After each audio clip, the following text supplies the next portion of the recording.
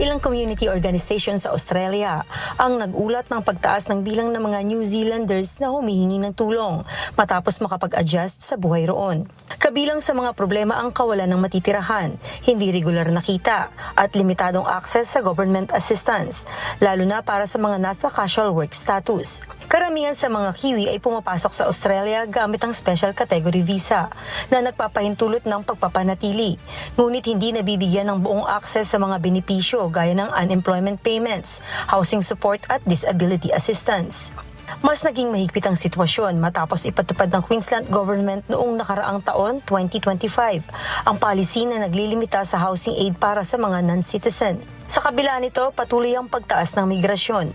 Tinatayang mahigit 73,000 New Zealanders ang umalis ng bansa sa loob ng isang taon. Mula Agosto 2025, halos 58% ang pumiling umalis dahil sa mataas na kita patungong Australia. Sa ilang matitinding kaso, may mga napipilitang bumalik sa New Zealand. Tinutulungan naman ng NCC o Nerang Neighborhood Center ang mga apektadong Kiwi sa pag-aayos ng kanilang biyahe pabalik ng bansa. Payo ng mga organisasyong tumutulong.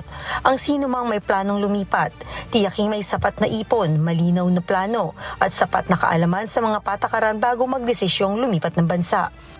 Early Briones, humahataw sa balita ngayon.